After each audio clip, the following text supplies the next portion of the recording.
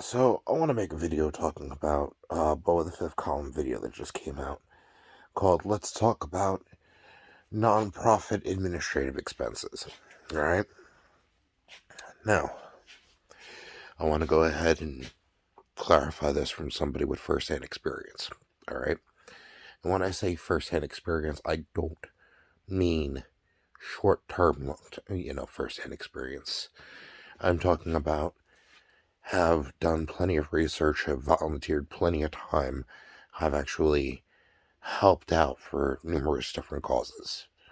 So I've been talking from the experience of a person who has needed the service from a nonprofit. And I'm also talking from experience from somebody who has also donated and volunteered a lot of time to nonprofits. When I say a lot of time, I mean, when I was a kid, all right, from the point of, I think I was 5 until like 13, but there's this program called Angel Tree. All right. I actually used to help, distribute gifts to, families that were, you know, recipients of, Angel Tree support. Now, keep in mind, the people specifically that me and my mom would go ahead and deliver presents to were people from the prison ministry, because firsthand experience of, having a parent locked up and how much it throws your entire life view. But ultimately, that right there was probably the one that I could really get behind until Salvation Army actually started going ahead and taking an anti-LGBTQ stance. Once they did that, I wasn't willing to donate that time anymore. Alright? Now keep in mind, I've literally done probably the most numerous random, volunteer services between, as far as food pantries go, having to go ahead and help with bringing food when, donation delivery ended up coming, to actually help stock up a soup kitchen, and the ironic thing was, at the time, I actually was, getting help from a nonprofit. So, because of the factor that I needed to utilize the services of that soup kitchen, for me, I was like, well, I'm utilizing their services. I might as well also volunteer my time. So I would go ahead and show up early, help go ahead and, bring the, some of the pallets of the food donations in, and having that extra set of hands, whether or not it was appreciated, I don't know.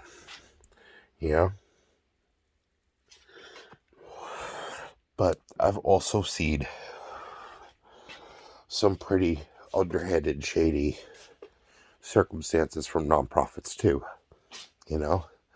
Like, for example, when I ended up having to rely on representative payee, before I ended up getting racially profiled, I was literally there with a pen and paper, as well as a calculator, literally double, triple checking, and they intentionally, right to my face, went and pretended like, I was getting the math wrong.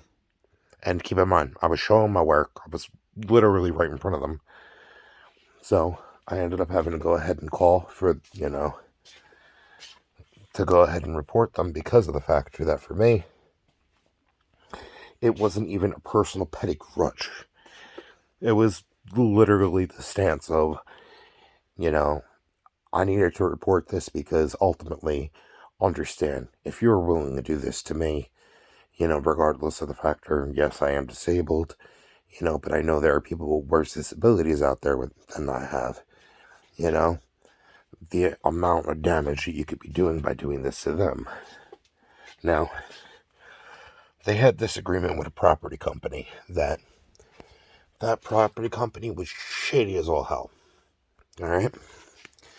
Literally, it was one of the first places that I was supposed to be able to live alone. I didn't want to live in that county because of the factor of my mom being in the same county. I was trying to get away from her because of the factor that there's never been a single point in time in history that me and my mom living in the same general location has ever ended well. Ever. You know? That history obviously hasn't changed considering, the way that the year started off. But that place, literally, right where the door entrance was, there was literally a giant gap that went like that, where the door framing was supposed to be, that it didn't allow any insulation. It was literally, you could, if you were going ahead, laying on the floor, laying with your head to the side, you could see the outside from the side of the door framing, which means that there was consistently a draft. All right? So obviously not properly insulated, technically untenable. But it was still getting rented out, And the reason why it was suggested to me in the first place was because apparently the nonprofit had an agreement with that specific property company. So ultimately, it was when I was living there that the whole situation getting racially profiled happened. But that nonprofit, while I was, going ahead and waiting to get the whole situation handled, first thing they did, they apparently ended up saying couldn't pay for 2 places, and technically I was living in the jail, so, but they also weren't going to go ahead and bond me out, Now, keep in mind, my due process and my, civil rights completely got stepped on. I didn't even get to go ahead and put in a plea in the first place, Not to mention that, but ultimately when I got detained, it wasn't read my Miranda rights, I literally tried complying as much as possible, but I actually they tried initially hitting me with, a trespassing charge for walking on the sidewalk of a place that I ended up just getting in a fight with the owner of the place, because he was acting like a real asshole, to be blunt. But, my solution to that was, I'm not going back, somewhere ends up being a complete total asshole, just don't go back. Don't utilize their services. Anyway, point on this is, while I was in there, ultimately because of the factor that they ended up being spiteful, they basically organized with somebody while I was in custody to have somebody break into where I was living, and keep in mind I was living alone, ransack the place, absolutely steal everything that I owned. All right, and this is including stuff that had a lot of sentimental value to me, and basically make it seem like it was a burglary. Now, keep in mind, ultimately, I had to go ahead and try to figure out how to be able to move forward after that situation kept happening. All right, I kept getting targeted to be burglarized.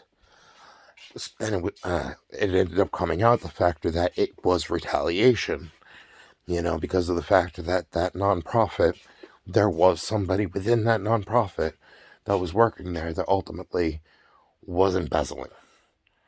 And if I hadn't gone and called, they wouldn't have been found out.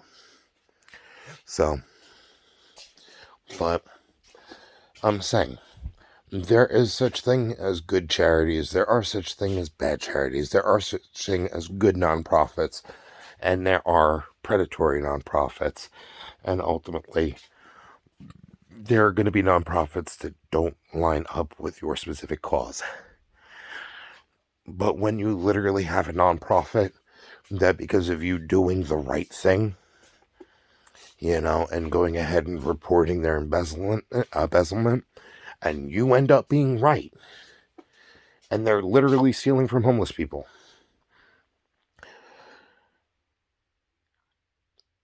I do not understand how anybody could end up looking at the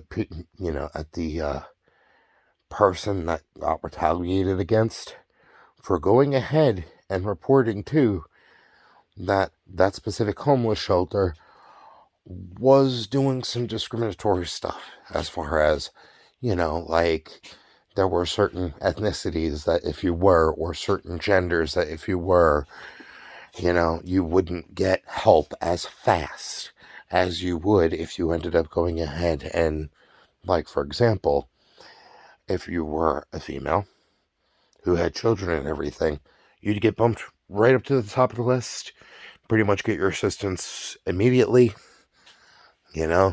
Ultimately, you wouldn't have to end up going through a million different hoops. If you were considered a minority, if you were Hispanic or African American, it would seem like you would end up getting services a lot slower. And it ended up being a pattern of behavior that happened for a long while. It doesn't matter how good or bad that a nonprofit is. If they're actively engaging in systemic discrimination, I don't see the redemption.